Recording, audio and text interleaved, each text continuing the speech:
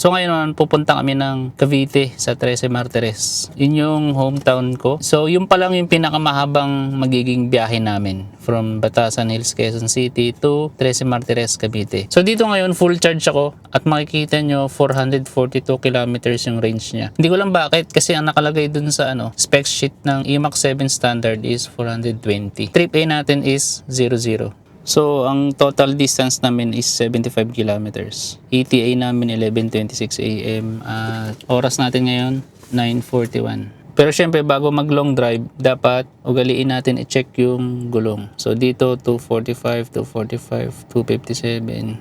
So medyo dikit dun sa natin, sa 250. Sa ngayon, ito yung itsura ng likod. Dadali lang namin to dun sa bahay para mabawasan ng kalat dito. So yun lang, let's go.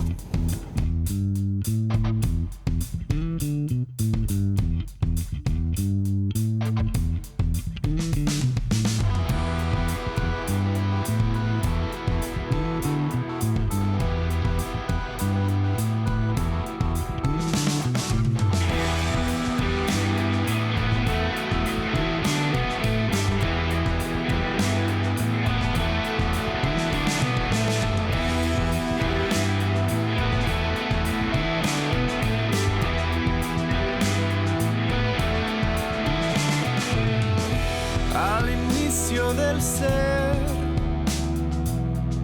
quiero puedas ver que salimos del suelo y abrimos el mirar al fuego en nuestra mano.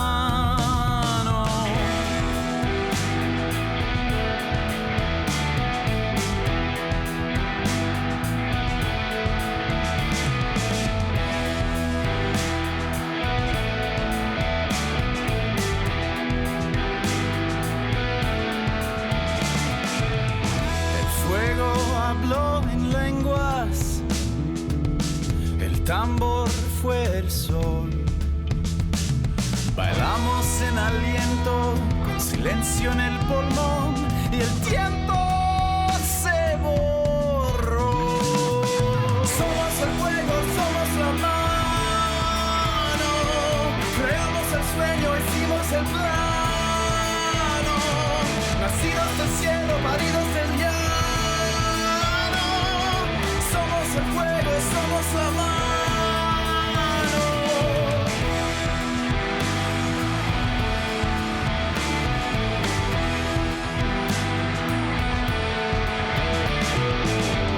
Moldeamos el metal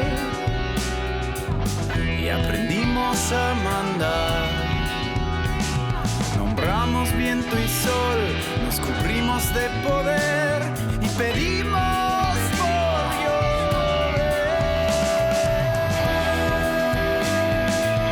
So finally, nandito na kami. Time check 11:44. Dumaan pa kasi kami sa Jollibee. And ang total trip namin is 73.8 and may natirang 85%. Simula 185. So 12.7 yung efficiency, 12.7. Meron pa akong natitirang kilometers na 360. Susunod ulit yung pabalik naman namin, Trece to Quezon City. Bali, magiging naka-park na yan, diba? Ito yung pindutan ng park. Kamusta naman? Tahimik. Parang hindi umaandar. Sarap niya i-drive, boy. Pero boy, kapag pagbibigyan ka ng chance, pagpapalit mo yung photo na naka pick up din pero BYD. Ay, Payag ka? oo. Oo naman. Payag ka? Oo. Hindi ka na magagas. Hindi na. Ang laki, ang mahal kaya ng diesel ngayon. Nasa 140, 140 na. Dito? Oo. 140? Oo. Ayun no, grabe. Parang hindi nagagalit yung makina. Oo, di ba kapag kilabius, pag nagganyan ka, ramdam mo na parang galit na siya. Ito parang, okay. Okay. Bibilis tayo. Parang hindi siya nakakapagod kung let's say long drive. Hindi. Oo. Komportable niya eh. Oo, ang Lambot. gaan niya. Tahimik. Ay, ito, papasok ko na yun. Sige, pasok mo na.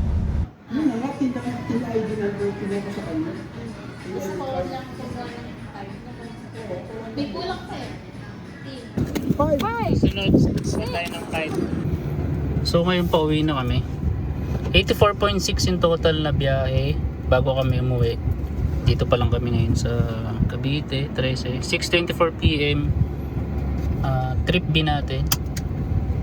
Trip B re-reset natin ng 0. Yan. Odometer, trip A, 84.6. Ito na yung trip B. Then, punta kami sa bahay is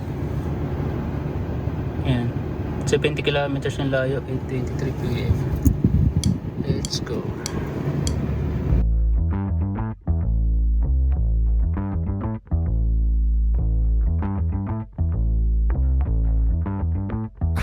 Yeah, I'm so fresh like the morning.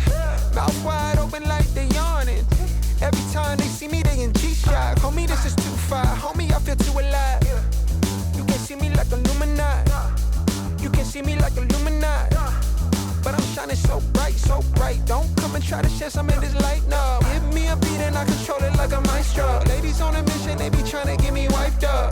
Shawty, wait a minute, can't tell if I like ya. Gotta make sure you know how to shake it like a bartender. Team with me and they all winners.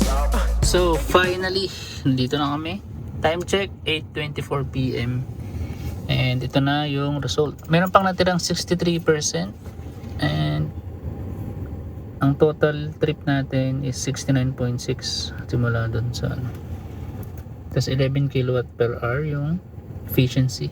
So ngayon yung trip A 84.6 kilometers, trip B 69.6, efficiency ayan 13.3 and 11. So kapag tinotal natin siya 154.2 kilometers yung balikan. Kasama na dyan yung konting short trip lang namin. Tapos average efficiency magiging 12.15 kilowatt hour per 100 kilometers. So yung formula niyan para makuha natin yung battery used 154.2 i-multiply mo lang sa 12.15 i-divide mo sa 100 and yan ang result 18.74. Yan yung total na nagamit ang battery dun sa trip na yun. Ang Meralco rate namin is 13.84 last month. So yun lang yung pagbabasihan ko. Pero after ng maraming charges tulad ng mga system loss, mga government taxes, at kung anong other charges pa, magiging 14.09 kilowatt hour.